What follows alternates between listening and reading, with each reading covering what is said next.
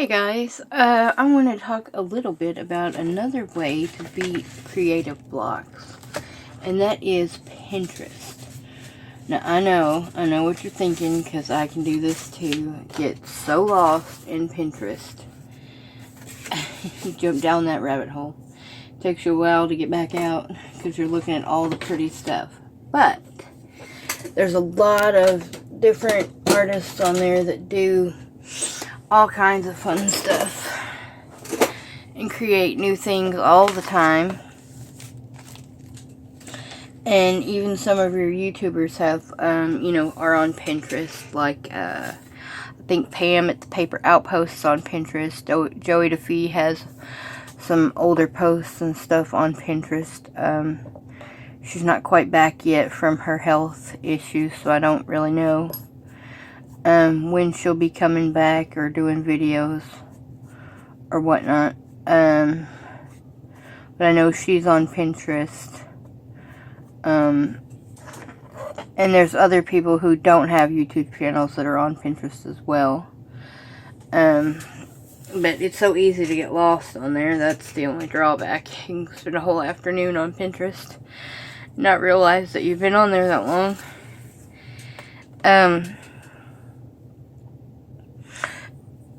But it's a great place for inspiration. And then, that somebody might have something that you want to try out. And it may spark new ideas to try something else or add to what they've done. I've recently seen people do some pop-ups on there and didn't realize actually how easy it was to do a pop-up, so I might try that later on, like do a little pop-up page in a book or something. But yeah, I mean, just some awesome ideas there. What is that? Yeah. I had to get an ink color out, because we're working on the next challenge thing that I'll be doing. Could have swore I had a dauber already out for that one. I'll have to double check. But yeah, Pinterest is a great place to come up with new ideas and things. Yes. I thought I had one for that one. Okay. But yeah, so just a quick, overview on Pinterest. The other good thing about Pinterest is, a lot of times people who create digitals will have free digitals for you to download and print off as well.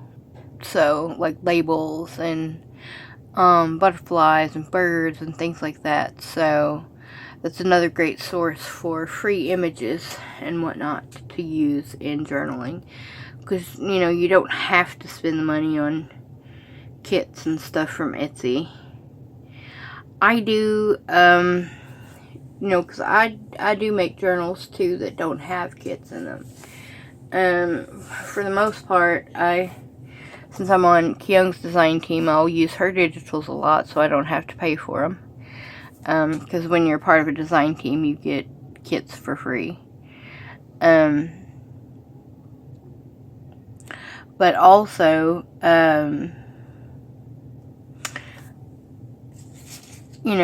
it doesn't cost a lot of money to make a journal or whatever, should you want to go that route. I mean,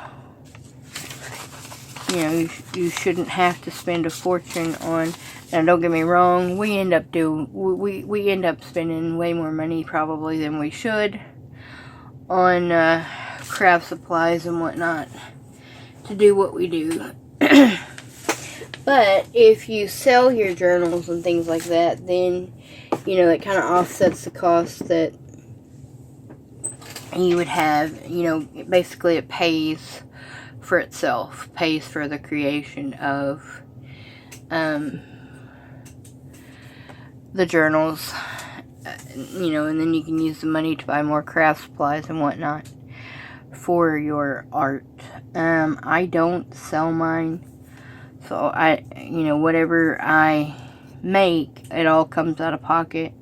But I'm fortunate enough that I receive a lot in Happy Mail, and I do collect gift cards from Fetch and whatnot. That's like the reward system for like receipts and whatnot. And it doesn't take me very long to accumulate receipts to get the points.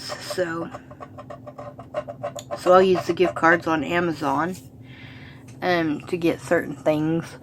Or if I'm out of like glue or something like that, then I'll use the gift cards to purchase glue, because we all know that glue can be expensive, especially for like art glitter glue. However, I've stated before, I won't be purchasing art glitter glue anymore once the bottle is gone. It's about half gone now, I think. I'm pretty sure it's about halfway gone. Because I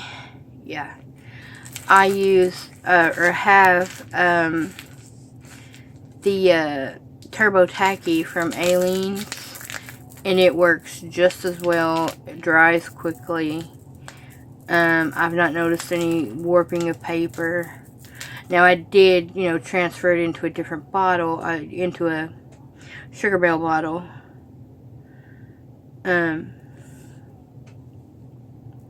Simply because, you know, it is thicker. It's not as thick as like regular tacky glue, but it is thicker. And just, you know, it just gives a better impression whenever, not impression. What am I trying to say? Better control in that bottle than it does in the bottle that it comes in, except for the Always Ready, but they didn't have that available at the time. The Always Ready bottles, the nozzles are fairly thin, and it comes out pretty well. But yeah, Pinterest is a great place to get inspiration from.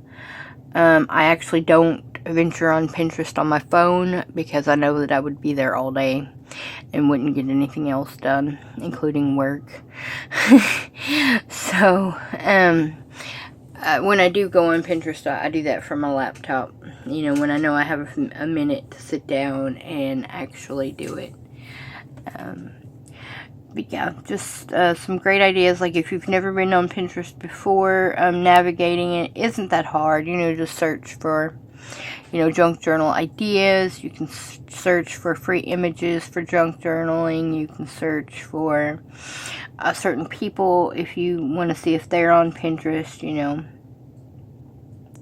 and whatnot, if they've, you know, posted anything. I have an account there, but I don't post anything.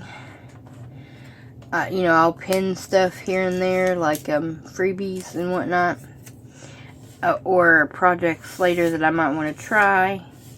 I'll do that, you know, pin those so that other people can see them as well. And let me get a drink of coffee here. As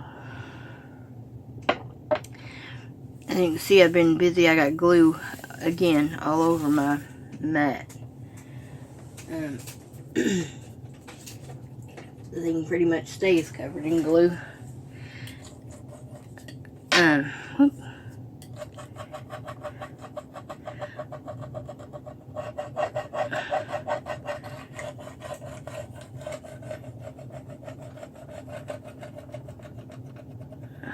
Can't really notice whether or not this little scrapey thing has made any difference or not.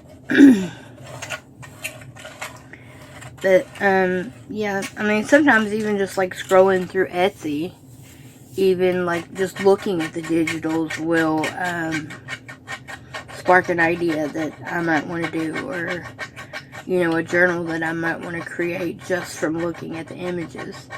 Doesn't necessarily mean that I will purchase anything, But if I do, then I always wait until they go on sale.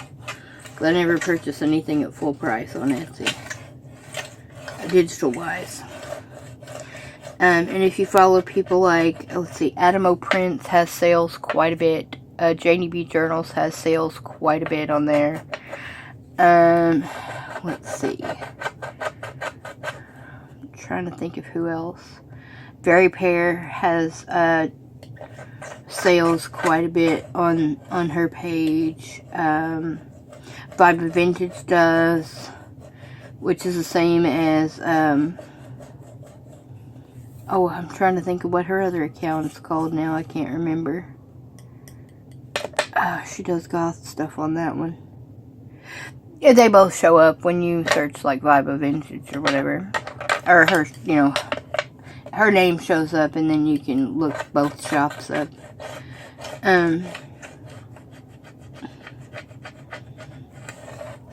Oh, Lady Blackblood, that's it. Printables, I think, yeah. Anyway, she has sales quite a bit in both of her shops. Tracy Fox will occasionally. Artie Mays does.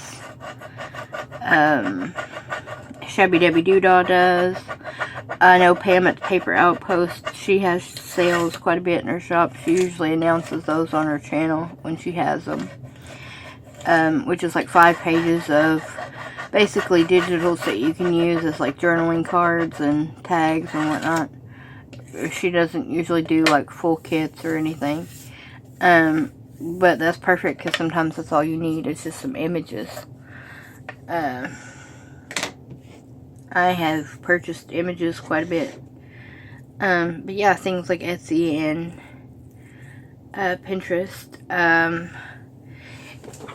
And again, we talked about like Facebook groups and things like that. If you're in groups on Facebook and things that they have posted, you know, picture-wise and whatnot.